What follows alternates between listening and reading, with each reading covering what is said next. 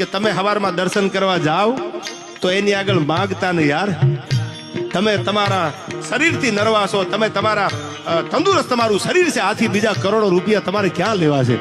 તમારી આગળ 5000 કરોડ હોત અને તમારી કિડની ડેમેજ હોત તો?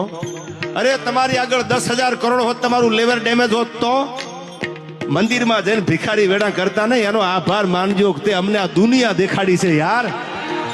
આ રોજ ઉઠીને મને એકચ્યુઅલી આમ છે, મને એકચ્યુઅલી આમ છે, બાયલા વેડા કરતા નહીં, એની કહી દીજો કે તે દુનિયા દેખાડી છે. તો હવે તારાથી અમારે બીજી કાંઈ અપેક્ષા હોય નહીં. તમારી આગળ 50,000 કરોડ હોત કદાચ, અને તમારા આંખું ન હોત, તમે દુનિયા ન જોતા હોત તો? કોક દીક તમારા શરીર ઉપર નજર કરી અને ભગવાનનો મંદિરમાં આભાર માનજો યાર.